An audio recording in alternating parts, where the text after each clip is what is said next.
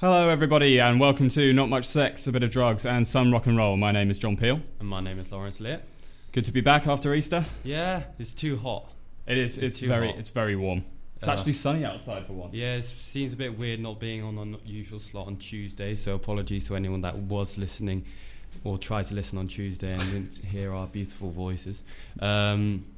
Yeah, we haven't prepared as well this time. We've been doing too much work as per usual. Yeah, busy with deadlines, essays for days. Averaging, 7 hours a day in the library, I reckon. It's going to kill me. Yeah, it'll be over soon enough.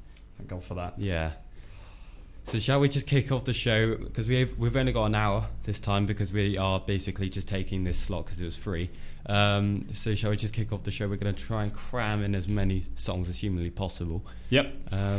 Wait, one question before, because last time you didn't start the cameras. Did you start the cameras? They're rolling this Good. time. Hello. Thank you for listening, and everyone. Although probably not many people were listening because I haven't been able to text them my typical weekly text. My phone started to be a bit weird, so it's a bit of a pain in the ass. But what Arctic Monkeys song are we going to be playing? We are going to kick off show number 6 of this semester 2 with Arabella by the Arctic Monkeys. Here we go.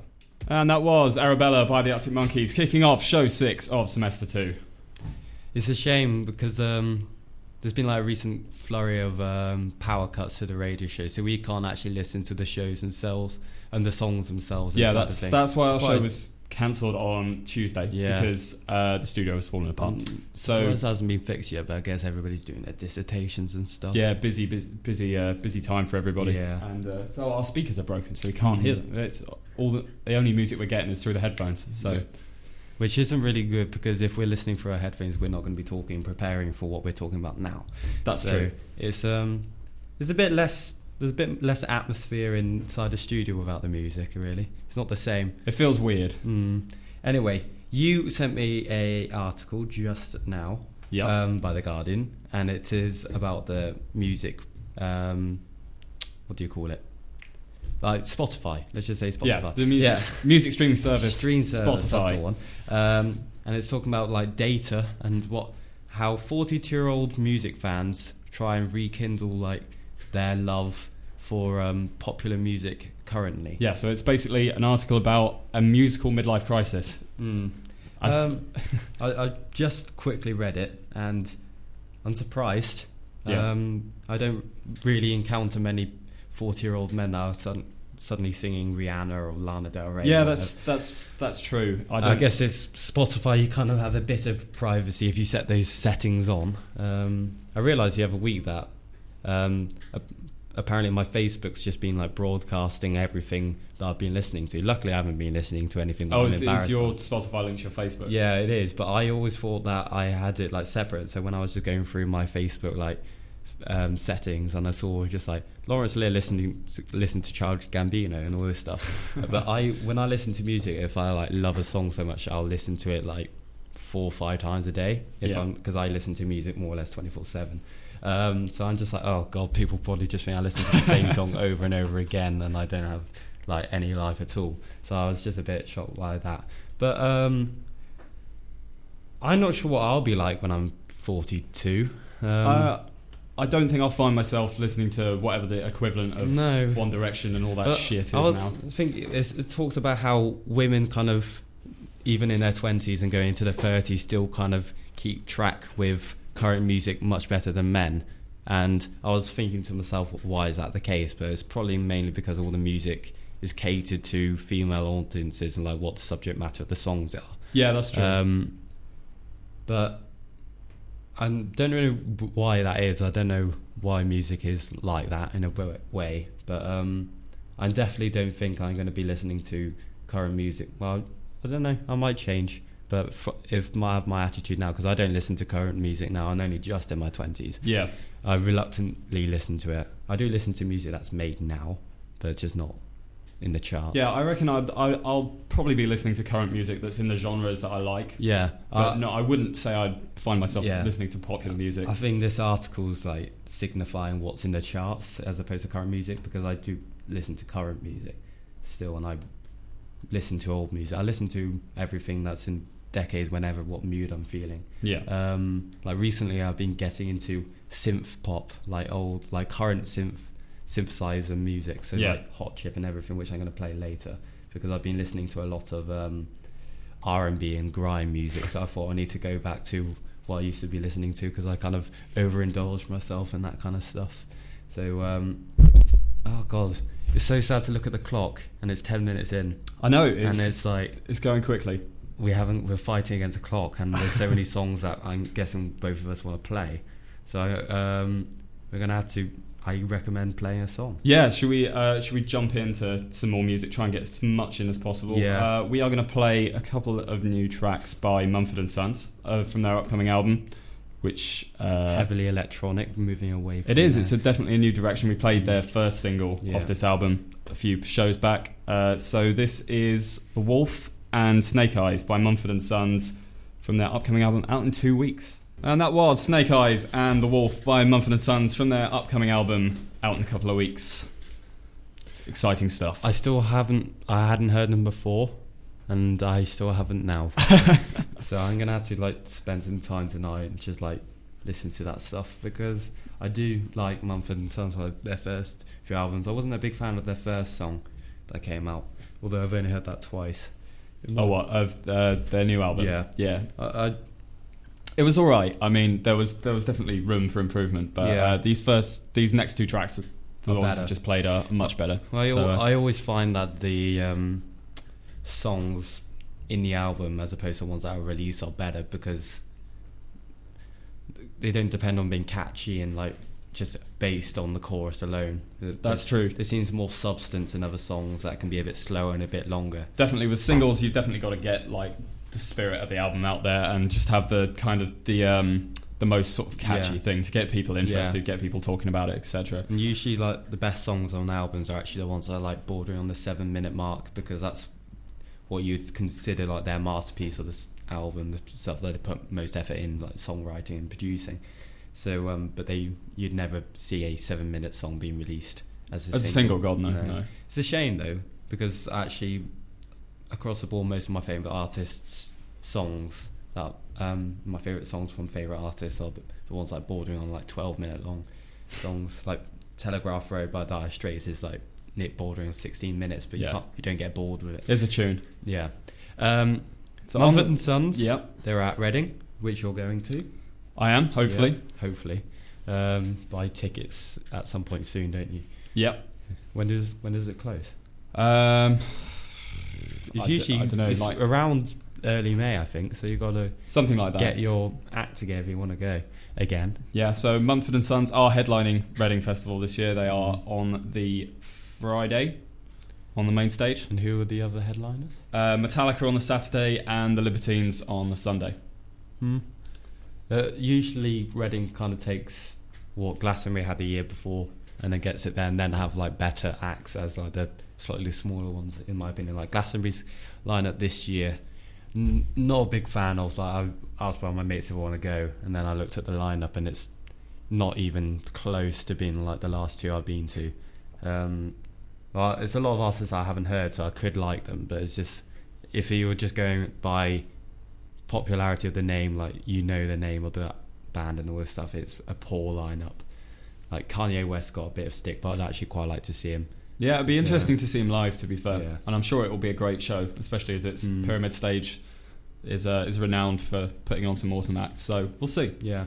I'm also possibly planning on going to the End of the Road Festival in Wiltshire, which I hadn't heard of until about 3 days ago, and my mate mentioned it, and I looked at the lineup. It's got like Tame Impala, War on Drugs, Churches. Yeah, sounds good. It's got quite a good like indie music, indie rock, electric pop kind of scene going, and it's not too far away from where I live, so I can just drive over. Awesome. It's on the, with regards to Reading, it's 76 acts have just been added to the lineup, including it was a couple of days ago. Oh yeah, I've seen that. Including Twin Atlantic, who I saw last year. They were really good. They've moved up a slot on the Enemy stage, so they're obviously getting bigger. And we have Echo Smiths and who else was it? Catfish and the Bottlemen, who we the next two tracks we're going to play in a bit. Yeah. They're one of the many acts that have just been added to Reading, so it's shaping up nicely, because I wasn't too sure when they first announced it. Because the first headliner they announced was Metallica. Yeah. And I like Metallica, but not enough to go and specifically buy the ticket for. Yeah. Yeah. But it's definitely filling out nicely, and it's going to be another good year for Reading Festival by the looks of it. Reading is catching up with Glastonbury to the point where I'd even argue that is on par with. It's just Glastonbury's got that heritage and tradition in terms of actual acts. If you didn't know which festival had the lineup, you'd argue that Glastonbury was probably Reading this year. Yeah. And vice versa. So Reading is probably becoming the new IT festival in England, even though it's been around for a while. It's becoming the number one, I'd argue. I'll go in the next few years probably. Yeah, definitely. It's definitely worth the money, and I'm excited to go and see some awesome live music. Live music again. If you haven't gone to a festival, just go to one. You don't even need to like necessarily all the music there. You can like 2 artists in a day. You get to see 2 gigs and then just roll around, do whatever for the day. It's the vibe of the whole place that's the important part. Just having a bit of freedom outside of like the general things you do. It's a completely new experience. There's nothing like it. Yeah, I mean, Reading last year was my first, and I'm definitely up for going again. Yeah. And it's definitely a music experience. It's the best way to experience music, to be honest. Yeah.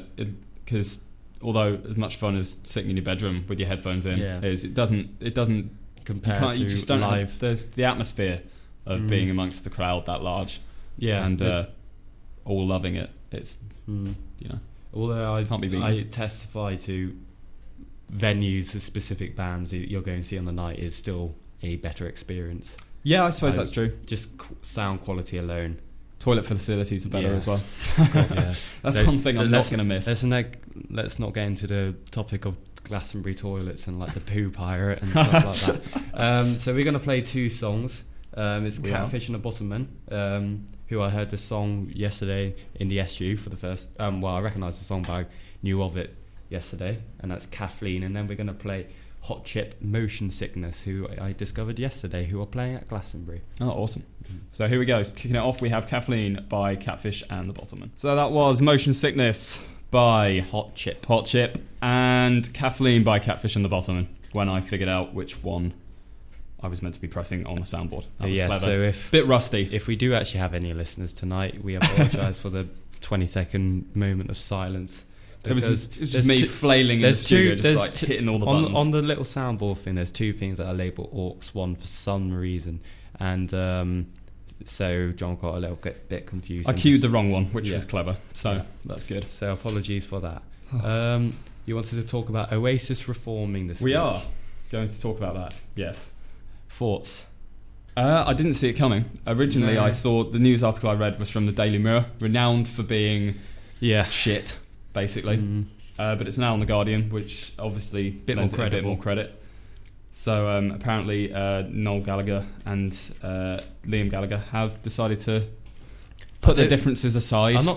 I think they've put their differences aside. I don't think they've made up and become back to like being friends. I think they've kind of just realised that it's a cash cow for both of them, and that their side projects, although successful enough to warrant them not bothering to try and be Oasis again, but just think of an album coming back with Oasis, they're going to just make an absolute definitely killing. According to the article, they've reached a gentleman's agreement, quote unquote, which basically means they signed a contract to a production company that said make X amount of albums, we'll give you X amount of P money rather. They split up in 2009, so obviously 6-year hiatus. 6-year hiatus. So I'll be definitely picking up their new album when it eventually comes out. It'll be interesting to see what they come up with. I like Oasis. I rate them. I do think that the Gallaghers are not. It's before 9. I do think that the Gallagher brothers are a bit rubbish in terms of them as people, but their music's pretty solid. So I'm looking forward to that. It'll probably take them at least a year to actually release the album, unless they've been actually writing it prior. Yeah, that's true. It'll be interesting. Yeah, I mean, who knows where they'll take it? I mean, It'll be interesting to see what it sounds like, especially after so long. Like, I'm sure they'll go back to some of this old stuff, but because it's interesting because their rival Britpop band Blur have just brought out their first new release since 2003. So they've done a few like concerts and stuff together, but they didn't break up in any. No, they just kind of faded out. They just decided to change because Damon Albarn wanted to do something different, and that's where Gorillaz came from. Yeah, thank God. I rate Gorillaz are much better than Blur. Oh yeah, definitely. Another Gorillaz album's coming out soon. Who's the lead singer from Blur or Damon Albarn? Yeah, yeah. He's Gorillaz, and then he's the musical side of Gorillaz, and then there's like the production, the videos, and the apes and monkey part of Gorillaz. Yeah. It's quite an interesting idea for like a band to have someone that deals with the visual part of it, and then someone that actually deals with the music part. Yeah, it's they were definitely kind of the first sort of that kind of genre. Although I don't really know any other bands that do. Yeah, that I think they've kind of dominated it, haven't they? Really? Yeah. I wonder if they actually split the money 50-50. What, between the animation and the? Yeah, I'm not sure what the name of the other guy is, but Damon Albarn's written supposedly over like 600 songs. That's a lot. I wonder if they split the money 50-50 or not, but I'll be... what's his name? Jamie Hewlett. He's the guy who does the animation. He's the guy that does all the animation. Yeah, because they have that for the live performances, don't they? Yeah. That's one band I want to see so bad live, just for that. Well, of course, for the music as well, but the visual part of that as well would be incredible. When did you say their new album's coming out? Supposedly in the next year or two. It'd be interesting to see if they headline a festival next year with the release of the new album. I mean, that would be a huge headliner. He was... Albarn told the Sydney Morning Herald that he was planning to release new Gorillaz material in 2016. No, so we don't have to wait too long at all. It's definitely round the corner. Yeah. Anyway, you planned on actually playing an Oasis track to mark this occasion? To commemorate the fact that Oasis are actually coming back, we are going to play She's Electric by Oasis. And may I suggest, because it wouldn't be our show without a bit of cheesy music, and considering we haven't got much time left, we play... we're already 40 minutes through, Christ. Yeah, we play Craig David 7 Days. Yep, absolutely. Yeah. So we have Oasis with She's Electric and 7 Days by Craig David. Craig David, yeah. That's the one. You literally just said it and I forgot, so here we go. And that was 7 Days by Craig David and She's Electric by Oasis. Good stuff. The latter is an absolute banger. I haven't heard that song in forever. That's the whole point of that playlist I make. I just like go through weird songs I just remember. Then to go on their YouTube side bit and to see what the hell they suggest. Yeah. Usually come up with some decent suggestions. We got 15 minutes left, and after that you're immediately running over to the cinema in Newcastle to watch what? I'm off to go and see the Avengers Age of Ultron. Very excited to go and see that. Comes out today. Yeah. Wait, it come out like midnight today. Yeah, technically. So it's going to be packed. Probably, yeah. We had to book tickets, and most of all the good seats were taken. So yeah. Did you manage to get free? How many people are going with you? It's me, Alex, and Jack. So your flatmates. And you got free together. Yep. Oh, that's all right. Which is good. Bad. After the struggle of trying to order tickets and then it repeatedly asking you for. I'd admit, I do have money in my account, which is good. So I'm not sure why it was declining my card, but there we go. Yeah. So yeah, well, and at least you sorted it out now. Yeah. Yeah. Saw Fast and Furious over Easter as well. Yeah. And what did you think? It was good. Yeah. It was really well done and a nice tribute to Paul Walker as well at the end. Yeah.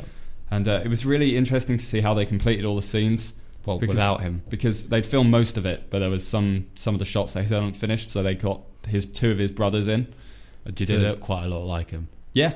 And it was seamless. Like you couldn't tell that it wasn't actually. Were they filmed like quite far away, so you couldn't like see? I think they did with the end shot, but it was really well done. Like it was obviously a lot of After Effects went into it and stuff. Yeah. But it was good. And on the subject of Fast and Furious, the orange Toyota Supra that he drove in the first one in 2001, 6 films ago now.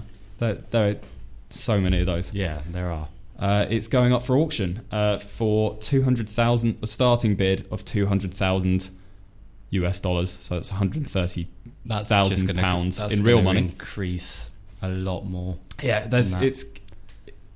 it's gonna sell for a hell of a lot. But so rest in peace, Paul Walker. I can't believe. Yeah, it's again going back to the film. It was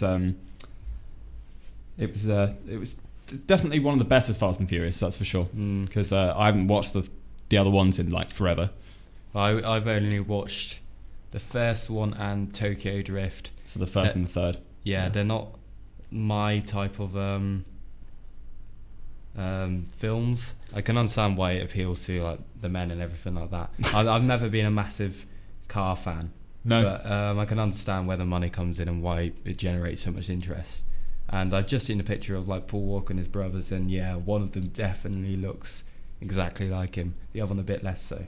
But also quite distressing. There's a picture supposedly of his face after the accident. Oh, and that's unpleasant, and I'm surprised that I've managed to access it just by typing in Paul Walker brothers. That's it's not a bit, nice. Yeah, it's not nice at all. I don't know why you'd post that on the internet. No, there's a few things like that. I wonder if it's legitimate or not, but probably not. I hope not. Moving on from that, we have 10 minutes left, so we're going to jump into some more music. We'll probably play 2 more songs. One of them being, we'll decide right now. One of them will be an Arctic Monkeys song. Yeah, of course. But we are going to play, before that, we're going to play... Churches? Yeah, the Mother We Share. Churches sounds good. Yeah, we both like them, so let's put it in. I still don't get why the U in Churches in their name is a V.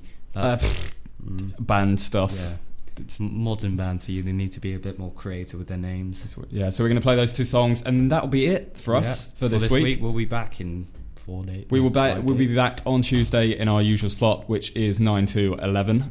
And we'll be posting on Facebook and all this stuff. And if you wanted to see this brief show, just go on our YouTube channel. Yeah, A Face for the Radio. I'll aim to get it up, so much effort. or I aim to get it up around sort of Saturday, Sunday. Yeah. So should be ready for then. Yeah. So let's crack on with the music. To finish up the show, we have Mother We Share by Churches and an Arctic Monkeys song, Fate Tales of San Francisco. Thank you very much for listening. Thank you very much for listening. See you next week.